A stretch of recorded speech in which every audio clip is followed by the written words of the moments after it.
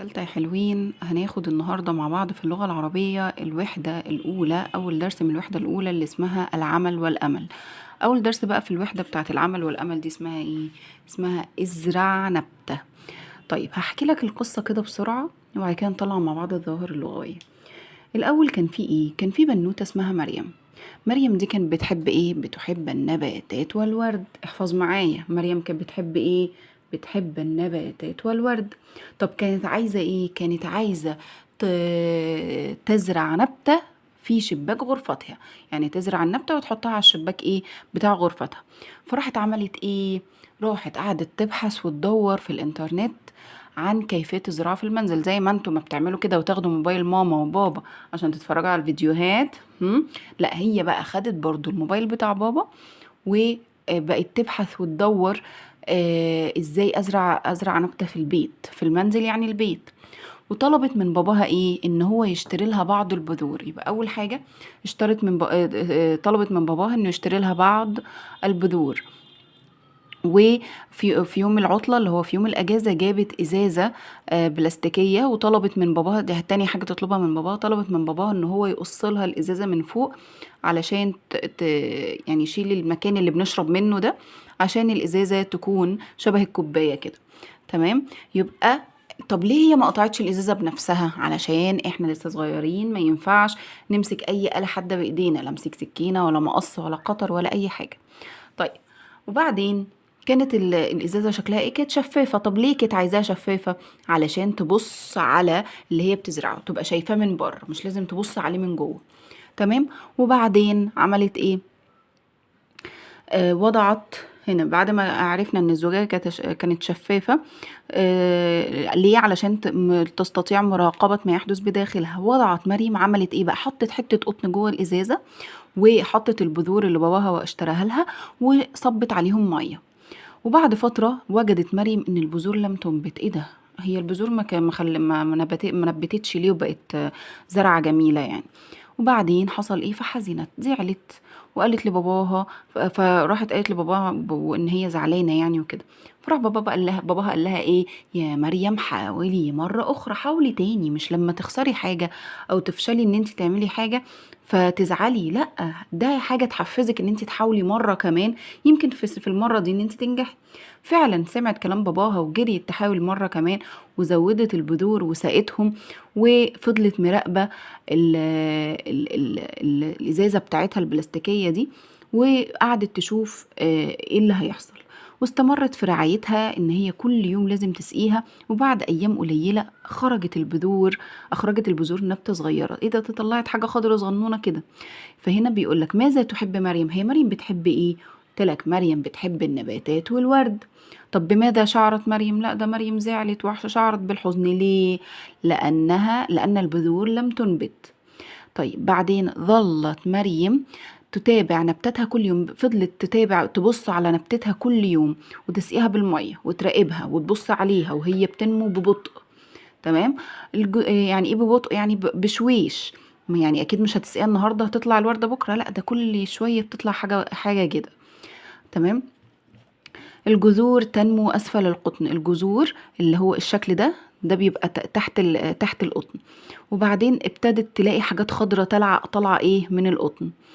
مرت الأيام ويوم ورا يوم لحد ما الوردة اتفتحت وبقت جميلة، وبقى يفوح منها ايه؟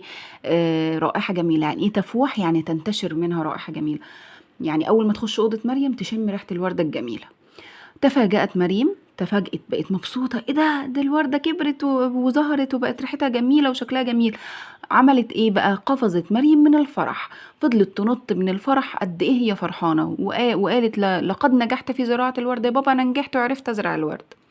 طيب فقال لها والدها، بابا قال لها ايه؟ انا سعيد بك.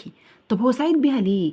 لانها حاولت مرة اخرى، مش ما استسلمتش وقالت لا لا خلاص انا مش عارفة ازرع فخلاص انا هشيل الفكرة من دماغي. لا، عشان هي سمعت كلام باباها وحاولت مرة اخرى وكان عندها امل حتى نجحت.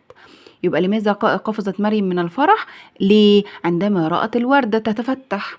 تمام. ولماذا كان الأب سعيد بمريم؟ لأنها حاولت مرة أخرى. تمام. طيب، ازرع نبتة. ازرع فعل أمر. مريم اسم. تحب فعل مضارع. النباتات اسم. تمام. طيب النباتات هنا جمع ولا مفرد؟ لا دي جمع ومفردها نبات. والورد الواو حرف عطف، لذلك أرادت أن تزرع. أرادت ده فعل مضارع، وتزرع أرادت ده فعل ماض، وتزرع ده فعل مضارع. في شباك في حرف جر، وشباك اسم مجرور. غرفتها بدأت، بدأ فعل ماض. تبحث تبحث ده ايه؟ فعل مضارع، هي لسه بتبحث. في الانترنت في حرف جر، وعن حرف جر. كيفية الزراعة في المنزل، الزراعة دي ايه؟ اسم. ليه؟ عشان بدأت بألف ولام وآخرها تاء مربوطة. تمام. طيب في المنزل ادي الفي ده حرف جر، والمنزل اسم مجرور. وطلبت من والدها أن يشتري لها بعض البذور. طلبت ده فعل ماض، من حرف جر. أن يشتري، يشتري ده فعل مضارع. بعض البذور، وفي يوم برضو ايه؟ الفي حرف جر. العطلة يعني ايه العطلة؟ يعني الأجازة. أحضرت، ها هي حضرت وخلصت ولا لسه بتحضر؟ لا هي أحضرت خلاص. يبقى أحضرت يعني ايه؟ ده فعل ايه؟ ده فعل ماض. طلبت، طلبت وخلصت. طلبت ده فعل ماض. تمام. فين؟ تستطيع مريم مراقبة، تستطيع هي لسه بتستطيع، ويبقى ده فعل مضارع. وضعت مريم قطعة قطن في الزجاجة، ووضعت البذور. وضعت هي خلاص وضعت، يبقى ده فعل ماض. ثم وضعت، ثم ده حرف عطف. تمام. وبعد فترة وجدت مريم أن البذور لم تنبت، فحزنت، فقال لها والدها يا مريم. يا دي ايه؟ أداة نداء خلاص، ومريم دي ايه؟ المنادى. ماشي. ربما تكون البذور غير صالحة، فأسرعت الفاء حرف عطف. ومريم دي اسم زي ما قلنا. ووضعت الواو حرف عطف، وهنا الواو حرف عطف. استمرت في رعايتها، الفي هنا حرف جر. وبعد أيام قليلة أخرجت البذور نبتة صغيرة. ظلت مريم تتابع نبتتها كل يوم وتسقيها بالماء. الباء هنا حرف جر، والاسم بس حرف جر متصل ولا منفصل؟ لا ده حرف جر متصل. هنا الباء ده حرف جر متصل. وتراقبها وهي تنمو. يعني ايه تنمو؟ تكبر ببطء، عكس ببطء ايه؟ بسرعة. تنمو أسفل القطن وفوق القطن نبتة خضراء. مرت الأيام، خلاص مرت ده فعل ماض. وتفتحت فعل ماض. وردة حمراء جميلة تفوح، تفوح ده فعل مضارع، لسه بتفوح اهي. منها رائحة جميلة. تفاجأت ده فعل ماض. طب تفاجأت عكسها ايه؟ توقعت. لما انا اقول لك ايه ده، انا جايبه لك هدية الحصة دي لو حليت كويس، واطلع لك كيس بسكوت، ايه ده انت ما اتفاجئتش ليه؟ لا كنت متوقع يا مس ان انت هتجيبي لي كيس بسكوت، عشان كل حصة بتديني نفس كيس البسكوت. تمام. يبقى خلاص انت متوقع، عارف ان انا هجيب لك كيس البسكوت ده. لكن لو جبت لك حاجه جديده هتتفاجئ، ايه ده يا مس ريم انت جبتي المره دي حاجه جديده. فاهمين؟ طيب خلاص، يبقى احنا كده ايه؟ طلعنا الظواهر اللغويه. تعالوا بسرعه ناخد المعاني. هنا كيفية، لما قلنا كانت بتبحث عن كيفية الزراعة في البيت، يعني ايه كيفية؟ يعني الطريقة. وقلنا العطلة الأجازة. فارغة خالية، الإزازة فاضية. تمام. مراقبة كانت بتراقب الإزازة، يعني ايه بتراقبها؟ بتلاحظها، مركزة معاها. تمام. طيب ظلت استمرت.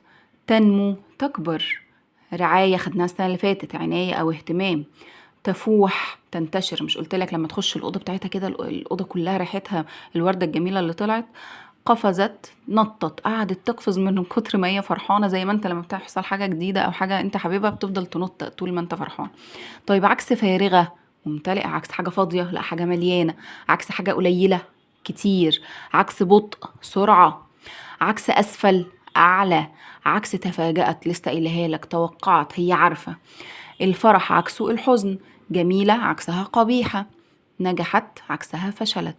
رعاية عكسها إهمال، ما اهتمتش بيها يعني. سعيد جمعها سعداء. قطعة قطع. رائحة روائح. تمام. طيب ماذا أرادت مريم؟ أرادت أن تزرع نبتة في شباك غرفتها، هو ده اللي هي كانت عايزاه. طب استخدمت مريم في الزراعة ايه؟ استخدمت لماذا استخدمت مريم في الزراعة زجاجة شفافة؟ ليه استخدمت زجاجة شفافة؟ لتستطيع مراقبتها، عشان تبقى شايفاها من بره. طب استخدمت ايه في الزراعة بتاعتها؟ احتاجت للبذور والقطن والإزازة البلاستيك والمية. صح كده؟ طيب ما سبب نجاح مريم في زراعة النبتة؟ إن هي شافت الطريقة الصح للزراعة وطبقتها بدقة، وطبقت اللي هي شافته ده بدقة، وطلبت المساعدة من والدها وصبرت واهتمت بالنبتة حتى نجحت. ايه رأيك في تصرف باباها؟ لا ده تصرف رائع. ليه؟ لأنه ساعدها وشجعها وشاركها الأشياء اللي هي بتحبها، جاب لها البذور وساعدها في تقطيع الإزازة وحفزها لما هي قالت له لا أنا زعلانة إن النبتة ما طلعتش وكده. طيب تخيل لو النبتة دي بتتكلم، هتقول ايه لمريم؟ هتقولها اكيد شكرا ان انتي اهتمتي بيا وكنتي بتراعيني.